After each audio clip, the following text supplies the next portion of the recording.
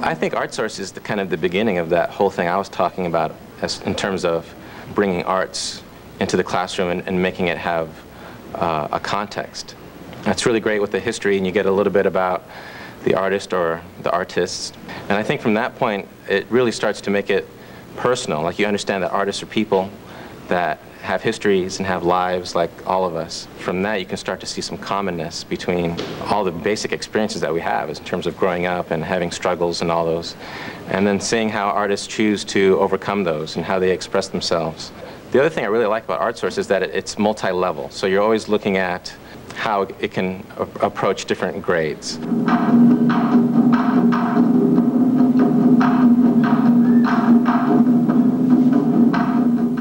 I thought it was great because I had never seen, you know, I've seen drumming, but it was different from what I've seen, and I've seen people dance, but not in that way, that particular way. It was exciting because, like, nowadays, band, it's like just one drummer, and he's like in a band set, and there were like a lot of drummers, and they were like dancing, they were happy. It was pretty cool. The kids seem to really connect with the relationship that the Japanese and the culture have with nature, and the sounds of nature really stimulate them. And I've noticed that when we were writing the haiku poetry, I started to understand that there was the connection between music and sound and the creative aspect of the poetry, and I thought it was an amazing relationship. We're going to play a little bit of call and response using those syllables, and then we'll learn one more part that uses them also. Everybody ready for that? Yeah. Here we go. Dawn, dawn, dawn, dawn, dawn, dawn. Beautiful flowers, colorful birds flying by, the sun is shiny. What were you thinking about when you wrote that?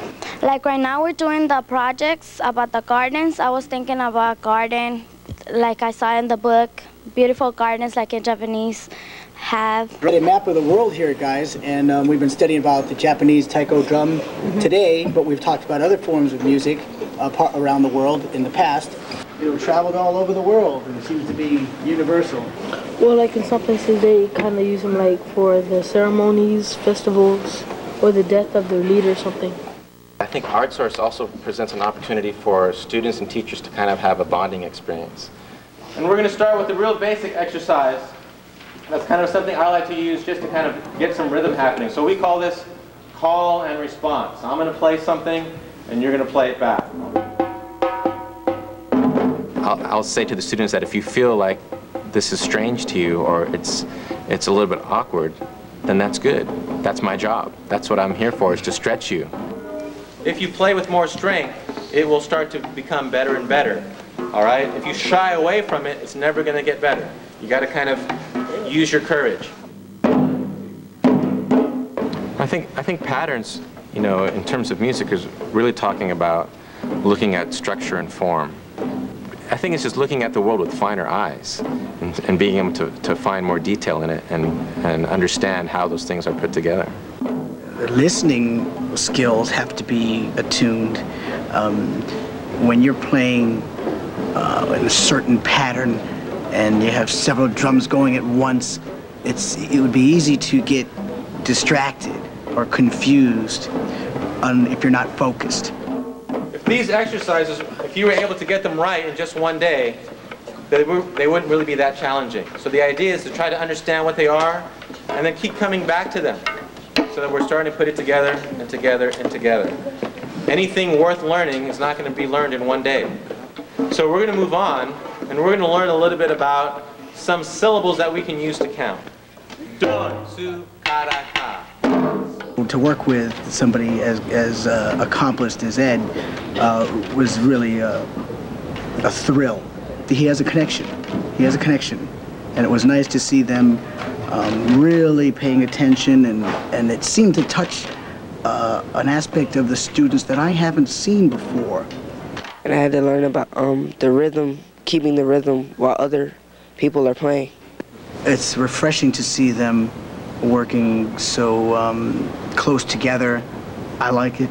I love what it's done for the students. I'm going to be utilizing the concept on a regular basis. These components are considered essential to comprehensive learning in the arts.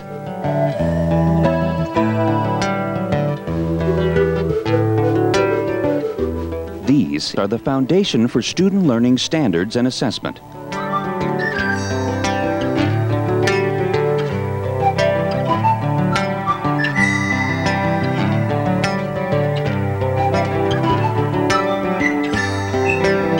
Artsource helps you put these components into action.